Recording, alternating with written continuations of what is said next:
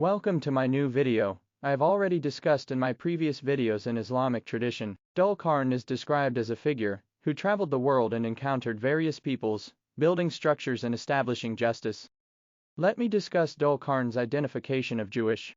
The identification of Dhul Qarnayn with Cyrus the Great is based on similarities in their stories, such as their conquests and benevolent rule. However, it's essential to note that this interpretation is not universally accepted, and Dhul Qarnayn remains a figure of debate among scholars of both Islamic and Jewish traditions. Some scholars propose other historical figures as potential candidates for Dhul Qarnayn, while others see him as a purely mythical or symbolic figure.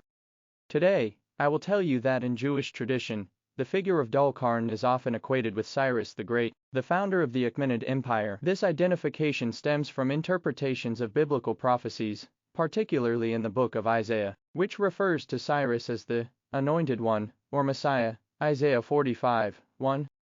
Let me discuss Dhul Qarnayn's historical and legendary figures in Jewish. Various historical and legendary figures have been associated with similar characteristics or exploits. One such figure is Alexander the Great, known as Alexander III of Macedon, who lived in the 4th century BCE. In some Jewish texts and legends, Alexander is depicted as a heroic figure who conquered vast territories and brought about significant changes in the world. Some Jewish writings, particularly those from the Hellenistic period, portray Alexander in a positive light, emphasizing his tolerance toward different cultures and religions. Another figure from Jewish tradition, who shares some similarities with Dhul Qarnayn, is King Solomon, known for his wisdom and vast empire. According to the Hebrew Bible, Solomon was the son of King David and ruled over the United Kingdom of Israel. He is credited with building the first temple in Jerusalem and expanding Israel's influence through trade and diplomacy. In Jewish folklore, Solomon is depicted as a wise and powerful ruler who possessed knowledge of magic and could control demons and spirits. Some legends attribute to him the construction of marvels such as the temple and the city of Jerusalem, with the help of supernatural beings. While these figures may not directly correspond to Dhul Qarnayn, they share certain characteristics such as their prowess in conquest, their construction of significant structures, and their legendary status in their respective traditions. Let me discuss Dhul Qarnayn's stories in Jewish. It's important to note that there isn't a direct parallel to Dhul Qarnayn of Jewish scripture. Here are some relevant figures and stories. King Solomon, Shlomo in Hebrew. Solomon is known for his wisdom, wealth, and expansive kingdom. According to the biblical narrative, in books such as 1 Kings and 2 Chronicles, Solomon constructed the first temple in Jerusalem and engaged in extensive building projects. He also engaged in trade and diplomatic relations with other kingdoms, which could be seen as analogous to Dhul Qarnayn's travels and encounters with different peoples. King David, Solomon's father, is another significant figure in Jewish tradition. He is renowned for his military victories and for establishing Jerusalem as the capital of Israel. David's reign is often portrayed as a time of expansion and consolidation of power, which shares some similarities with Dhul Qarnayn's conquest. The Exodus and conquest of Canaan. The biblical account of the Exodus, led by Moses, and the subsequent conquest of the Promised Land under Joshua involve themes of migration, conquest, and encounters with various peoples. While these stories don't directly parallel Dhul Qarnayn's journey, they involve the movement of a people group and their interactions with other nations. Daniel and the Babylonian exile. The book of Daniel in the Hebrew Bible recounts the story of Daniel, a Jewish exile in Babylon, who rises to prominence in the court of King Nebuchadnezzar. Daniel's encounters with foreign rulers and his interpretations of dreams and visions may resonate with some aspects of Dhul Qarnayn's story.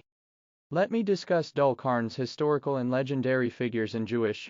Several historical and legendary figures could be described using these titles based on their roles and accomplishments. Here are a few examples.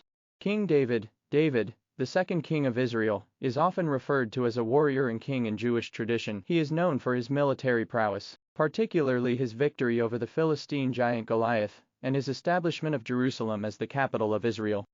King Solomon, David's son, is often portrayed as a wise and wealthy king in Jewish tradition. While he is not typically described as a warrior, he is credited with building the first temple in Jerusalem and expanding Israel's influence through trade and diplomacy. Joshua, the successor of Moses, led the Israelites in the conquest of the Promised Land, Canaan, after the Exodus from Egypt. He is often depicted as a military leader and conqueror in Jewish texts. Judah Maccabee, Judah Maccabee, a Jewish leader and warrior who lived in the 2nd century BCE, is celebrated for his role in the Maccabean revolt against the Seleucid Empire. He is often referred to as a hero and a king in Jewish tradition, particularly during the celebration of Hanukkah. These figures, among others, are remembered and revered in Jewish tradition for their leadership, bravery, and accomplishments, which could warrant titles such as emperor, warrior, or king in various contexts. Let me discuss Dhul Qarnayn and Gog Magog in Jewish. In Jewish tradition, the figure of Dhul Qarnayn and the story of Gog and Magog are not directly present in the same way they are in Islamic tradition. However, there are some parallels and related themes that can be found in Jewish texts.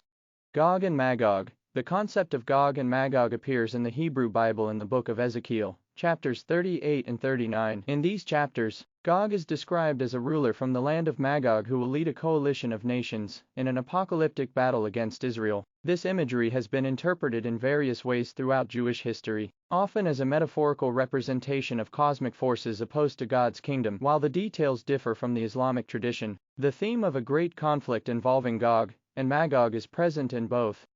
Fortification against enemies. In Jewish history, there are numerous instances where fortifications and walls were built for defense against enemies. For example, the walls of Jerusalem were built and rebuilt multiple times throughout history to protect the city from invaders. Similarly, during the Second Temple, King Herod the Great constructed massive fortifications around Jerusalem. While these walls may not directly correspond to the wall attributed to Dhul Qarnayn in Islamic tradition, the concept of building defensive structures against enemies is a common theme in both traditions. In Jewish tradition, there isn't a specific mention of a wall built by Dhul Qarnayn or any other figure to block Gog and Magog in the same way it has been described in Islamic tradition. The concept of Gog and Magog is primarily found in the book of Ezekiel, in the Hebrew Bible, where they are described as nations that will gather for a great battle against Israel in the latter days. The idea of a barrier or fortification to hold back hostile forces is not uncommon in various religious and mythological traditions, including Jewish, but the specific narrative of a wall built by Dhul Qarnayn to contain Gog and Magog is unique to Islamic literature, particularly in Islamic eschatology. In Jewish tradition, interpretations of the Gog and Magog narrative vary, with some seeing it as a symbolic representation of cosmic forces opposed to God's kingdom, rather than a literal prophecy of a future battle. The lack of a specific reference to a wall in Jewish texts suggests that the concept of a physical barrier to contain Gog and Magog is not a prominent feature in Jewish eschatology. Let me discuss Dhul Qarnayn's biblical figures in Jewish. Several biblical figures undertook significant journeys and interacted with different cultures. Here are a few examples. Abraham, considered the patriarch of Judaism, Christianity, and Islam, is known for his journey from Mesopotamia to the land of Canaan, modern-day Israel, as described in the book of Genesis. Along the way, he encountered various people and faced numerous trials, including his interactions with the kings of Egypt and Ur. Moses led the Israelites on a journey from Egypt to the Promised Land during the Exodus, as recounted in the books of Exodus, Leviticus, Numbers, and Deuteronomy. During their travels through the wilderness, the Israelites encountered different peoples and cultures, and Moses interacted with foreign rulers such as Pharaoh and the king of Edom. Elijah the prophet is known for his travels throughout the ancient Near East, as described in the books of Kings. He journeyed from Israel to Phoenicia, modern-day Lebanon, and then to the region of Transjordan, interacting with various individuals and performing miracles along the way. Also, several biblical figures and stories involve journeys to different lands and interactions with diverse cultures. Here are a few examples. Abraham's travels are described in the book of Genesis, in the Hebrew Bible. He journeyed from Ur of the Chaldeans, in present-day Iraq, to Haran and later to the land of Canaan, modern-day Israel. Along the way, he encountered different people and faced various challenges.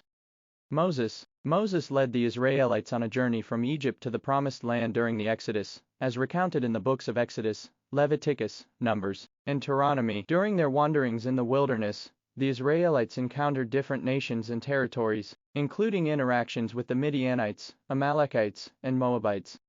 The Israelite exile. The Hebrew Bible also contains stories of the Israelites' exile to foreign lands, such as the Babylonian exile, during which they lived among different peoples and cultures. The books of Daniel and Esther provide accounts of Jewish individuals living in exile in Babylon and Persia, respectively, and navigating life in foreign courts. Let me discuss Dhul Qarnayn, Gog Magog mentioned in the prophetic book of Jewish. In Jewish tradition, Gog and Magog are mentioned primarily in the prophetic book of Ezekiel, in the Hebrew Bible, Tanakh, specifically in chapters 38 and 39. The context in which they are mentioned is apocalyptic, depicting a future invasion of Israel by a coalition of nations led by a figure called Gog from the land of Magog. Here's a brief overview of the relevant passages. Ezekiel 38. In this chapter, the prophet Ezekiel receives a message from God about Gog of the land of Magog, the chief prince of Meshech and Tubal. Gog is described as leading a coalition of nations, including Persia, Cush, Put, Gomer, and Beth-togarmah, in an attempt to plunder Israel. Ezekiel 39. This chapter continues the prophecy, describing the defeat and destruction of Gog and his armies by divine intervention. The defeat of Gog and the burial of his forces are depicted as a significant event, in which God demonstrates his power and sovereignty. Interpretations of these passages vary among Jewish scholars and commentators. Some view the prophecy as symbolic, representing cosmic forces of chaos and evil that will ultimately be defeated by God. Others interpret it as a literal prophecy of a future event yet to occur. Outside of Ezekiel, there are no further explicit references to Gog and Magog in Jewish scripture. However, the concept has been elaborated upon and interpreted in various ways in Jewish literature and tradition, often in connection with eschatological themes in the end times. Gog and Magog have become symbols of ultimate evil and adversaries to be vanquished in the final redemption. In Jewish history and tradition, Gog and Magog are primarily associated with the prophetic book of Ezekiel, in the Hebrew Bible, Tanakh. The references to Gog and Magog in Ezekiel 38-39 depict them as nations or entities that will play a role in an apocalyptic battle against Israel in the future. The concept of Gog and Magog has been interpreted in various ways throughout Jewish history. Symbolic interpretation. Some Jewish scholars interpret the passages in Ezekiel symbolically, seeing Gog and Magog as representing cosmic forces of chaos and evil that will oppose God's kingdom. In this interpretation, the battle described in Ezekiel represents a broader spiritual struggle rather than a specific historical event. Literal interpretation. Other Jewish commentators understand the prophecies of Gog and Magog as describing a future, literal invasion of Israel by hostile nations. They anticipate a time when Gog, the leader of Magog, will gather a coalition of nations to attack Israel, but ultimately, God will intervene and bring about their defeat. Eschatological themes. The concept of Gog and Magog is often connected with eschatological themes in Jewish thought, particularly the idea of the end times and the coming of the Messiah. Gog and Magog are sometimes seen as adversaries to be defeated in the final redemption and the establishment of God's kingdom on earth. While Gog and Magog are primarily associated with the book of Ezekiel, their mention in Jewish history beyond this prophetic text is limited. They have become significant symbols in Jewish eschatology, representing the ultimate adversaries to be overcome in the future redemption of Israel. I have briefly described Dhul Qarnayn, his wall, and Gog Magog in today's video. In my next video, I will talk about Dhul Qarnayn in Christian tradition. Stay tuned, please subscribe, comment and share this video. Thank you.